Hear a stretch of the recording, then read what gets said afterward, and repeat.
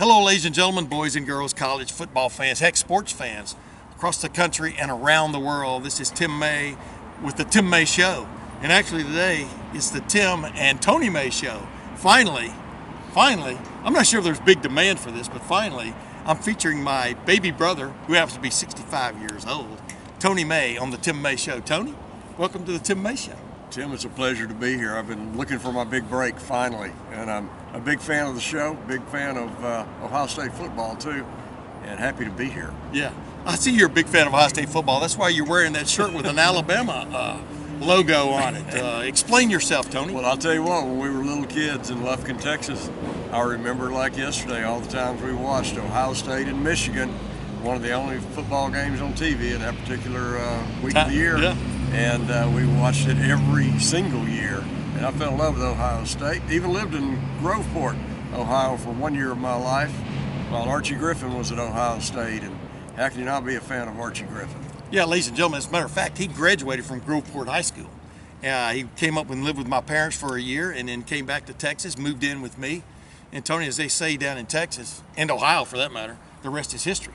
Right? That's right. I mean, we were coming and going like ships, not in the night, but ships under duress. It was a very interesting time in both of our lives, right? It's kind of funny how life goes, you know. But I worked for over 20 years with Nationwide Insurance as an agent with them in Texas. But of course, as you know, Nationwide Insurance is headquartered right there in Columbus, Ohio. Yep. So it was a great company, great place to be, and it's always fun going back to Columbus to see my brother. Exactly, and vice versa.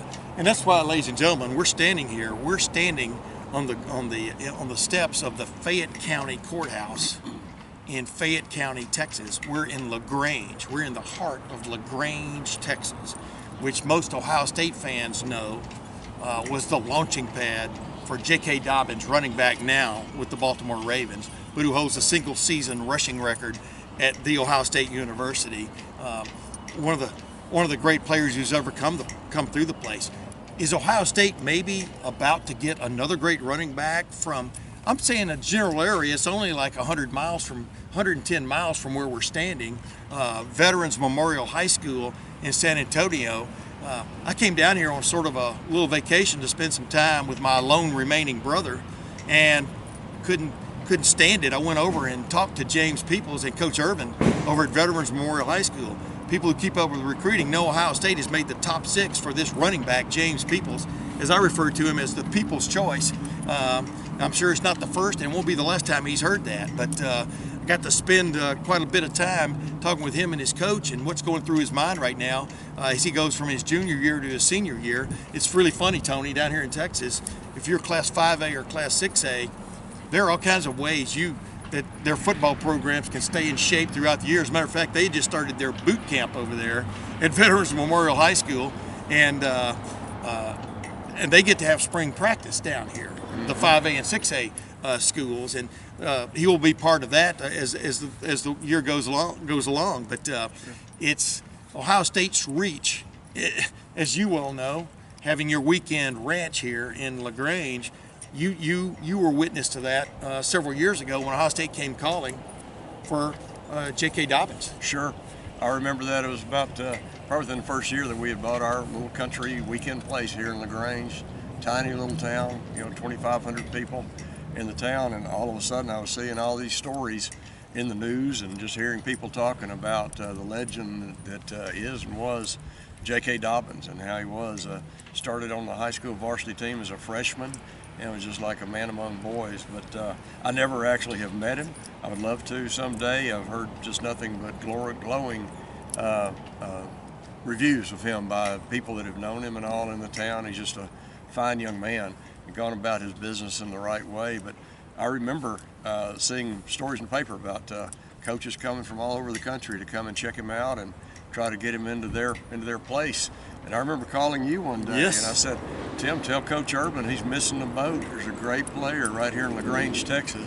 I'm sure he was already working on him. Yeah, we found out he already knew about it. Exactly. Yeah. And sure enough, before long, it was announced, that he had committed to Ohio State prior to his senior year of high school.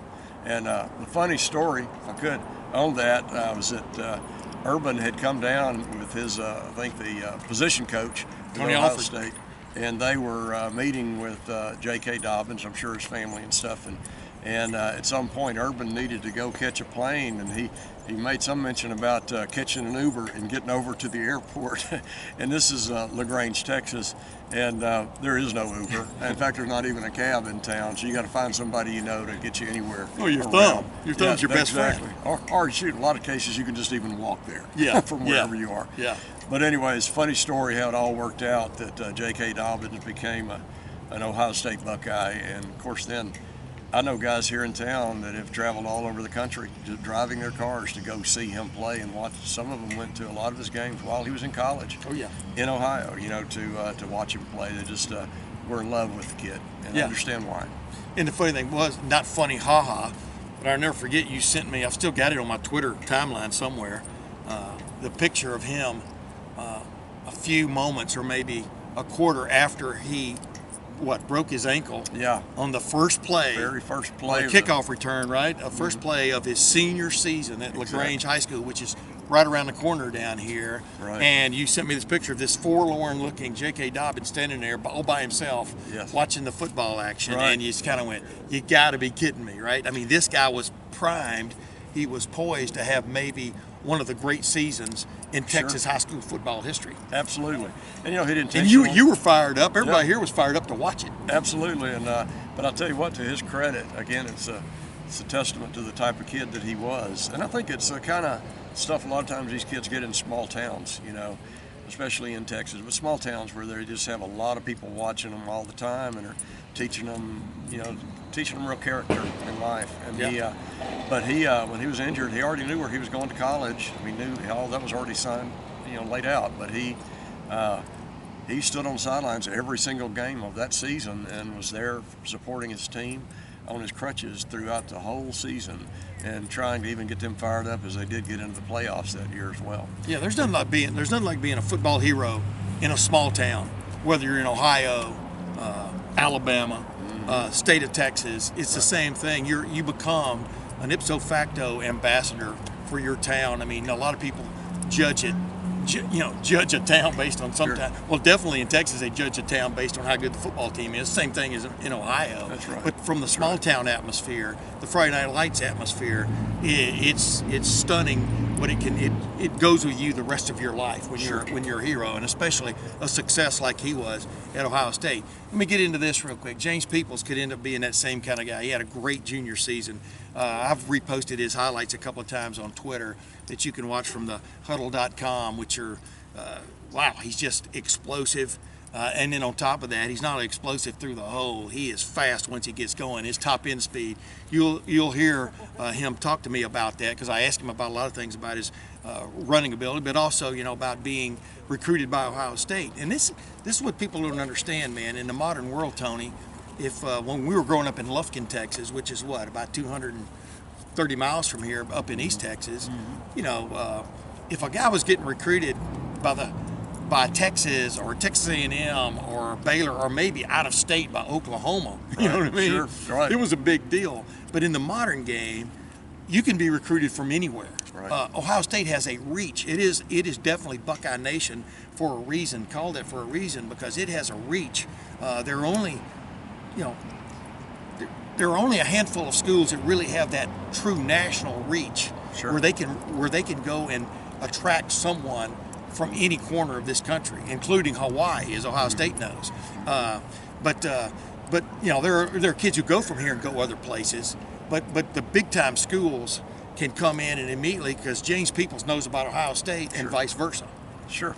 I think the electronic world we're in today, it's easy for kids all over it's both ways. I think it's easier for colleges to locate players, and it's also easier for players and coaches, high school coaches, to publicize their players out to get them seen, And when you and I were kids, that just flat didn't happen, Our high school, we were in the same district in our age when Earl Campbell was at John Tyler High School in Tyler, Texas, same district, and I don't know how widespread his recruiting was beyond Texas, to be honest with you. Yeah, or did he have much more interest in anything other than Texas? Yeah. And he wound up there. He wound up at University of Texas. Yeah, but hey, Tony, he goes to Texas. What did Darryl Royal do? Yeah. Stuck him as in the fullback position in the wishbone. Right. I mean, stunted his growth. Finally, Darrell Royal steps away, and he gets stuck at the top of the eye, and he wins the Heisman Trophy, right? Exactly. So just needed the opportunity. I just wanted to throw that in there because needed. that's always been salt in my wounds, so to Right, speak, about right. players who are big time recruits, and then they get kind of like stuck in a Right. little where you don't exploit what they're truly all about. James Peoples, like I said, he's all about, number one, he's pretty fearless as a running back about seeing the hole and going through it, and then number two, he's got top end speed. Man, what a player. But I enjoy going places I've never been before. You know me. Sure. You know, kind of like my dad in that respect, our dad in that respect. You do too. But just seeing his high school, you know, he's in the, they're in the Judson School District there, so they don't have a stadium per se at their high school. They play at the Judson School District Stadium, if I remember correctly. And that's also a place that's got Converse Judson or Judson Converse, which is a big-time noted power in the state of Texas for a long time. Cibolo Steel is right down the road. All these basically legendary names of high school football in the state of Texas. And it was really cool being there because what a really nice high school.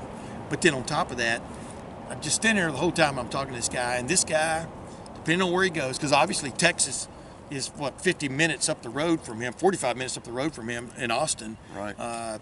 He could end up there just as easily as anywhere else. But it's just really funny how he's got Ohio State, Oregon, and Texas in his top six. You know, that Sure. It just shows the reach, right? I know, it shows kind of the national approach of these kids today, and finding the right place to go.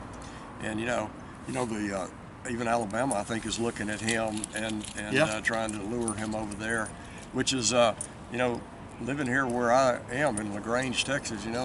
It's part of the reason I've got Alabama on is I get a lot of feedback from the locals here. I'm an hour from University of Texas and probably an hour and a half from Texas A&M. So I do it to create a lot of conversations, if you will. And it's always good to be able to jab an Aggie or a Longhorn when you have the chance. Actually, I think most of the people, when they're dealing with you, are giving you kind of cross-eyed looks like, who the hell are you? Right. Right? Exactly. I mean, do you know where you live? You know, Exactly. et cetera. Exactly. Yeah. But, to my brother's credit, he's been a long-time Alabama football fan. Like I've told people a million times, I quit crying about Alabama winning or losing a game, but mainly losing games back when I was 12 years old. Yeah. Tony, you still have a box of Kleenex from that from this Yeah. year, I'm right? not- This past year when Alabama didn't even make the playoffs. I'm not sure how But old. boy, did your man Nick Saban lobby to make the playoffs. Absolutely, you got it. If you put us in the playoffs, we would still be favored over everybody. Well, you know how it is. You got to pull out all the stops. He You got a almost chance lost to go 4 for the games. He did goal. lose 2. Yeah, but terrible season for Alabama. We only won 11 games last year. And I don't know exactly how old you are when you stop crying about a loss for whatever team you're rooting for. Yeah. But I'm still waiting on that age, and I don't know that it'll ever happen. Well, for become me. a sports writer, man. It kind of changes your outlook on a lot of things. When you're instead of eating the sausage, you're seeing the sausage getting made. Right. It's a different kind of it's different. It gives you a different perspective on things. I want to ask you this though. Like we talked about JK, like you said, people here in town when he went to Ohio State, it's not like they put up Ohio State banners everywhere, but there were a lot of people who became Ohio State fans, right? Oh, exactly. That's what happens, right? Yeah, they were first JK Dobbins fans, but I think they kind of developed like anybody that looks at the program. A lot of those people might have never even been exposed to Ohio State in the past, But Yeah. I think once they saw the way he was treated and welcomed into that program, and then how he played for the program, I think people started following them and falling in love with Ohio State, just like you would any team, I guess, that your favorite person is playing for. Yeah, and it just shows, ladies and gentlemen, your next superstar at a place like the Ohio State University, as it's known, can come from anywhere. As you saw my podcast from a week ago, when I was talking with Stephen Carpenter about the screenplay he's written that's been turned into is possibly going to be turned into a series about Chick Harley, who was from East High School, which is about as close as you can get to the Ohio State University in Columbus. I mean, there are other schools around there, but my point was he became a superstar. Eddie George was originally from Pennsylvania. Right now Marvin Harrison Jr. is from the Philadelphia area. Sure. C.J. Stroud was from Rancho Cucamonga, California.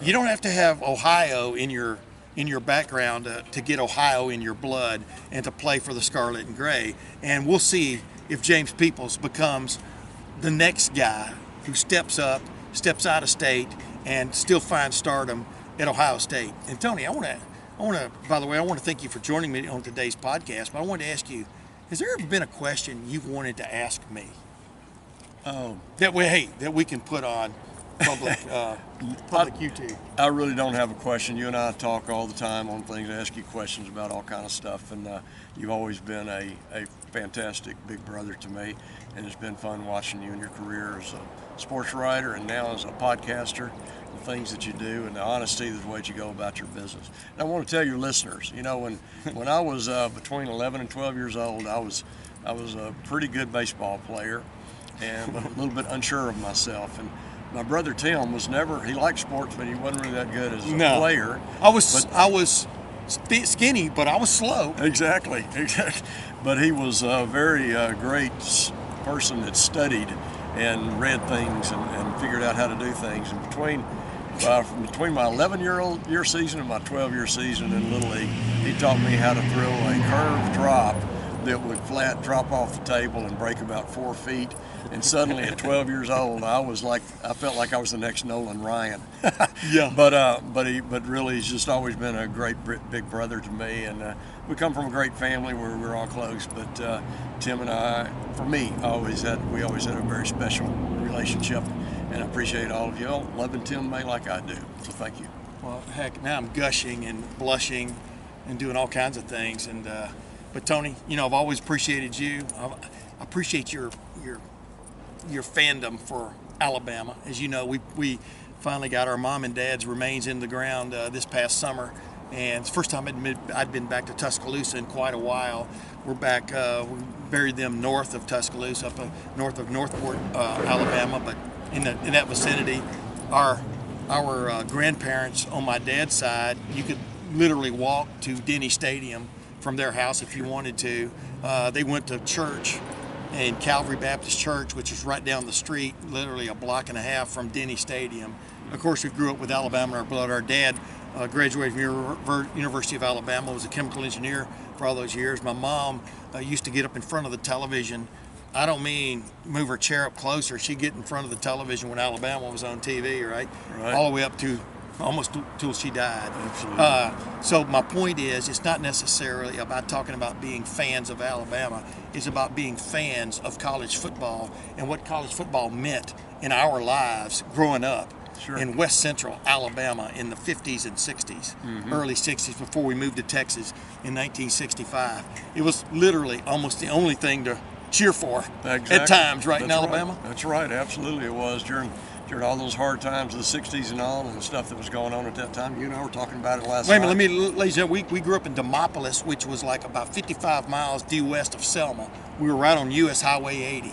Right. And that'll give you some perspective about what we saw, heard, and learned. And we were blessed to have parents who didn't see things that way.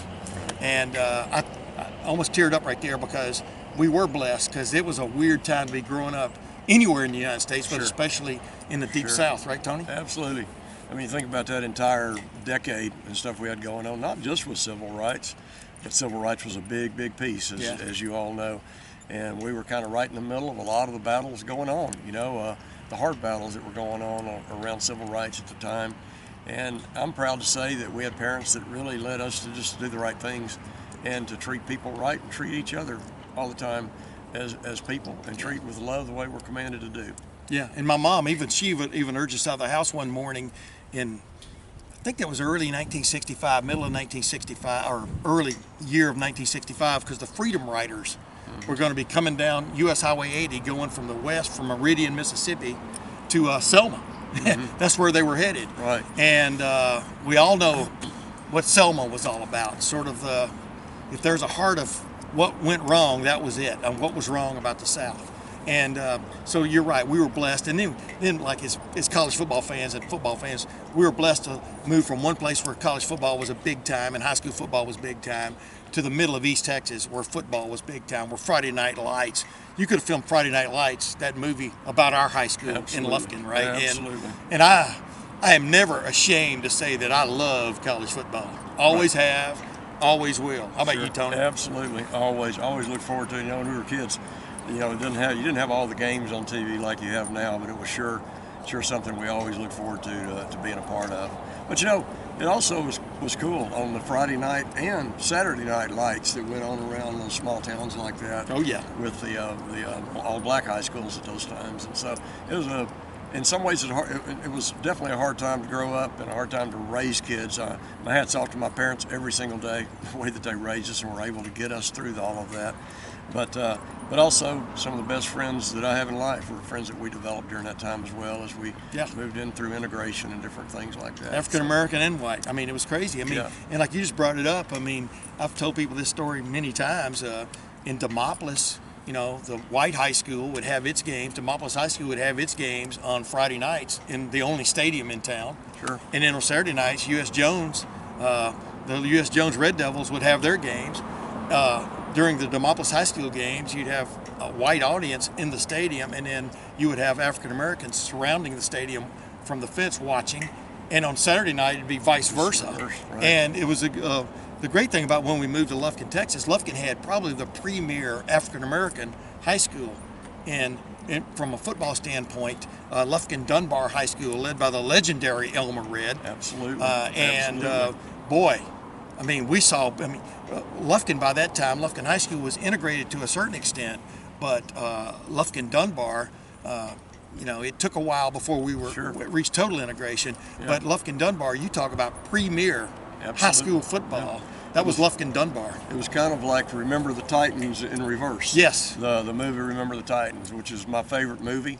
Not just because of the Alabama team colors, but also just the story and all that it goes through. And but it was just the opposite, where the head coach of the black high school was looked over, and the head coaching job was given to the white head coach.